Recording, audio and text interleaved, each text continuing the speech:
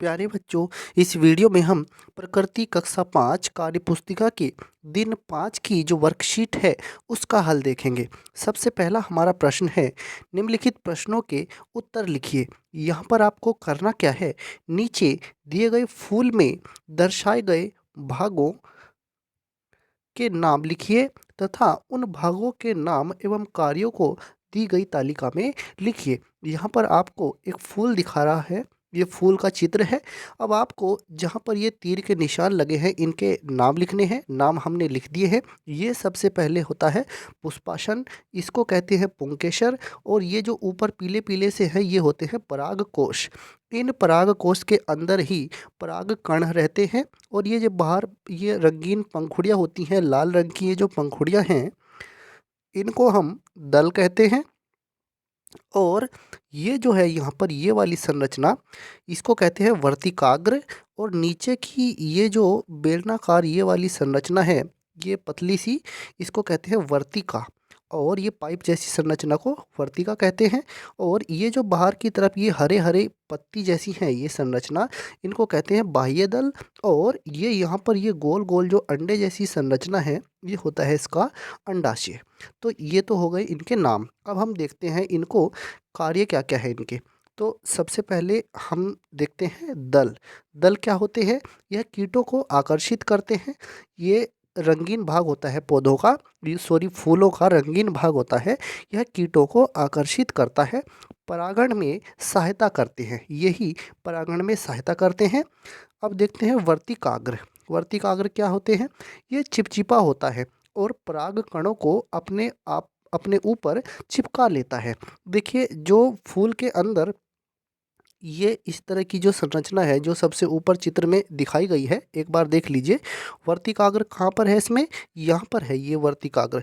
ये करता क्या है, ये थोड़ा सा चिपचिपा होता है, इस पर चिपचिपा केमिकल टाइप का निकलता रहता है।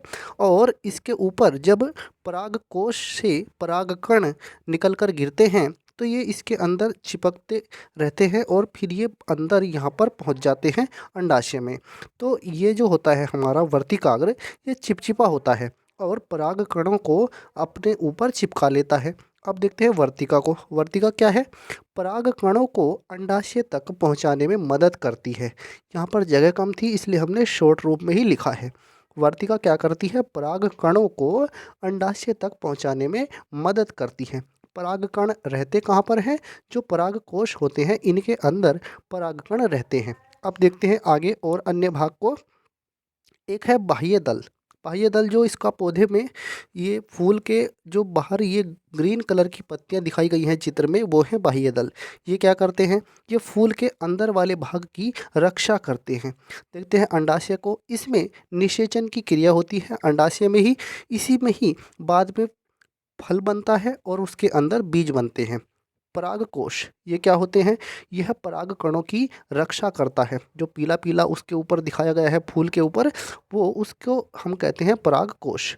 अब देखते हैं आगे पुंकेसर। पुंकेसर क्या है, ये फूल का नर जनन भाग होता है, परागकण उत्पन्न करता है। यही पुंकेसर जो है इसी इसी में ही परागकण बनते हैं और फिर वे बाद में परागकोश के अंदर इकट्ठे हो जाते हैं। पुष्पासन ये क्या है, पुष्पासन जो है पुष्प के अन्य पुष्पीय भाग इसी पर रहते हैं। पुष्पासन जो जहाँ पर फूल फिर उसके ऊपर टिका रहता है, यानी ये जो है ये पुष्पासन है, इसके ऊपर संपूर्ण फूल टिका हुआ है, तो इसको हम कहते हैं पुष्पासन। अब बढ़ते हैं प्यारे बच्चों अगले प्रश्न की तरफ। नीचे दिए गए दोनों फूलों में क्या क्या समानताएं हैं, हमें समानताएं बतानी है। अब देखिए इन दोनों फूलों में रंगीन भाग तो है, तो ये जो रंगीन भाग है इसको हम कहते हैं दलपुंज। तो दोनों फूलों में दलपुंज हैं। और क्या है, दोनों में परागकोश भी हैं और परागकण भी हैं। ये जो ऊपर इसके ऊपर देखिए ये पीले पीले से दिख रहे हैं और इसके ऊपर भी ये थोड़ी सुइयाँ सी निकली हुई हैं, ये है परागकोश और इनके अंदर परागकण हैं। तो दोनों में परागकोश भी हैं और परागकण भी हैं और दोनों में दलपुंज भी हैं। अब देखते हैं प्यारे बच्चों अपने अगले प्रश्न को। आम और मटर में लैंगिक प्रजनन से फूल फलों में परिवर्तित होते हैं, तो बताइए इन दोनों फलों में क्या अंतर है। देखिए एक तरफ आम है, एक तरफ मटर है। मुद्दे, फलों में कितने बीज होते हैं? आम के अंदर तो आपको पता है एक ही बीज होता है और मटर के अंदर अनेक बीज होते हैं। फल कैसा होता है, सूखा या रसदार? आम का फल रसदार होता है और मटर का जो फल होता है वो सूखा होता है। अब देखते हैं प्रश्न 4 को। इसमें क्या करना है, नीचे कुछ फलों के नाम दिए गए हैं, इनमें से एक बीज वाले तथा एक से अधिक बीज वाले फलों को वर्गीकृत कीजिए। अब देखिए, जैसे आम है, आम में एक ही बीज होता है, लीची भी एक बीज वाला फल है।